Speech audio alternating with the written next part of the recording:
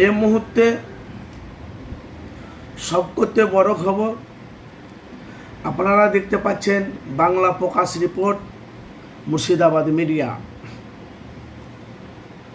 2026-এ বিধানসভা ভোট আপনারা জানেন। পশ্চিমবাংলায় যেভাবে মানুষ আতঙ্কে রয়েছে, পশ্চিমবাংলায় যেভাবে দুর্নীতিতে মুসলমানের ওপরে, হিন্দুদের ওপরে যেভাবে টর্চার করা হচ্ছে,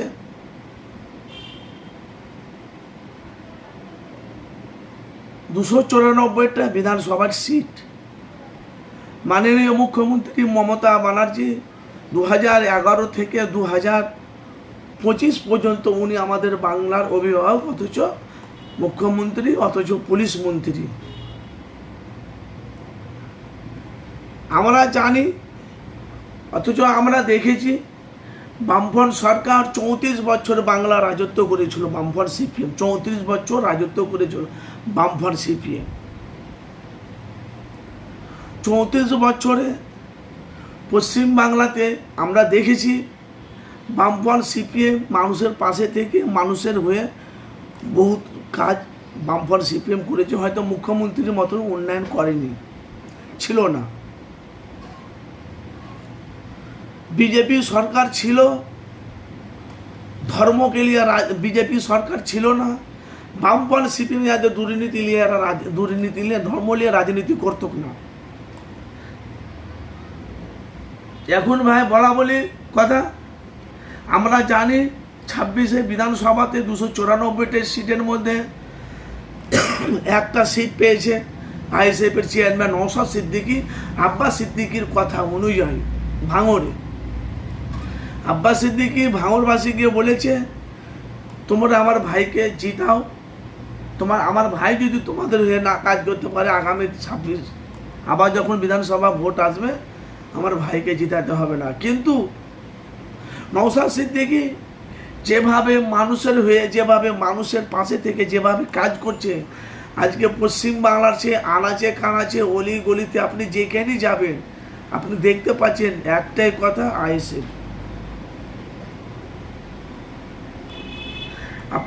আপনারা জানেন যে নওশাদ সিদ্দিকী পশ্চিমবাংলার মধ্যে এমন কোনো জায়গা নাই তো নওশাদ সিদ্দিকী সেখানে পৌঁছায়নি, অথচ নওশাদ সিদ্দিকী ওখানে যায়নি। তো 2021 থেকে 2025 পর্যন্ত যেভাবে ভাঙড়ে নওশাদ কাজ করছে, ভাঙড়ের মানুষ কিন্তু নওশাদকে 2026-এ চাইছে। কখন আমরা দেখছি তৃণমূলের হাতিয়ার পিরজাদা কাসেম সিদ্দিকী ভাইজান, কেউ বুঝে তৃণমূলের প্রার্থী নওশাদের বিরুদ্ধে ভাঙড়ে লড়বে। আবার তোহা সিদ্দিকী চাচাজান বলছে, শওকত মোল্লাকে যদি ভাঙড়ে টিকিট দেয়, ভাঙড়ে খুনাখুনি মানে আবার ভাঙড়ের ক্ষতি হবে, মানুষের রক্ত নিয়ে খেলা হবে যদি ক্যানিং পূর্বে যদি শওকত মোল্লাকে টিকিট দেয়।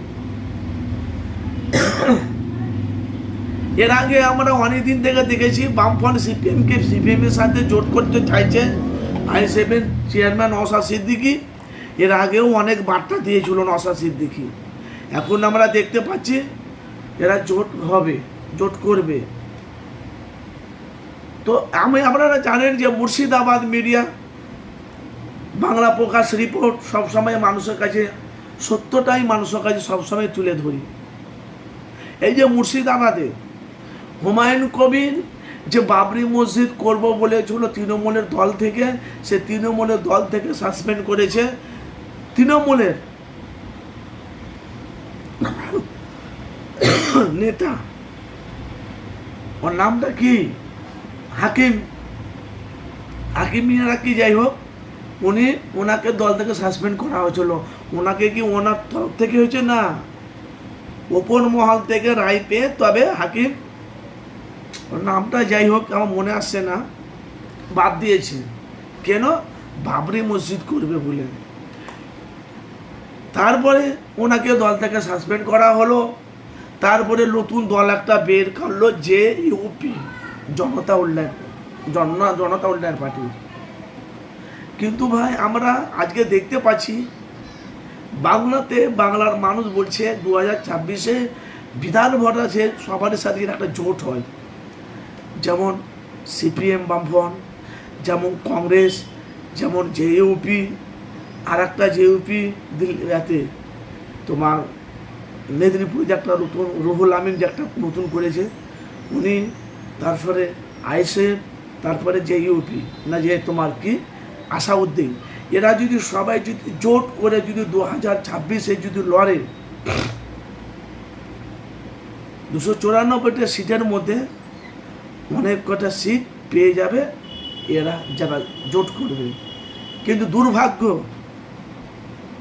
এরা জোট করতে চাইছে না, একটাই কারণ এরা মনে মনে করছে আমার পেছনে তো হাজার হাজার লোক আছে, আমি ওর পিছনে যাব, ওর তো ফলোয়ার বেশি নেই, ওর কাছে তো লোক সৈনিক কম, আমি যাব ওর কাছে, আমার প্রেস্টিজ কমে যাবে, আমার পাওয়ার কমে যাবে। এই জন্য দেখতে পাচ্ছেন, আমি সবাই নাম বলছি না, এই জন্য দেখেছেন একতা হচ্ছে না। ফুরফুরা শরীফ থেকে না মুর্শিদাবাদ থেকে হুমায়ুন কবির ফুরফুরা শরীফ এসে, আমি আপনাকে এর আগেও বলেছি কি কি ঘটনা ঘটেছে। এরা চাইছে আমি যাবো না, আমার ইমেজ খারাপ। আরে হুমায়ুন কবির তো নিজে বলছে হয় তোমরা আমাকে ডাকো, না তো হয় তোমরা আমার কাছে এসো, জোট করো। 2026-এ বিজেপি আর বিজেপির সাথে যাদের জোট আছে তাদেরকে বাংলা থেকে নাচতে নাবুদ করে দেব। কিন্তু ভাই দুর্ভাগ্য, আমাদের পশ্চিমবাংলার মানুষ, কিছু মানুষ আছে এরা জোট যদি না করে, আমি আপনাদের কাছে বলে দিছি সবারই নাম, হুমায়ুন কবির, রুহুল আমিন, নওশাদ, বামফ্রন্ট সিপিএম সেলিম, কংগ্রেস অধীর চৌধুরী,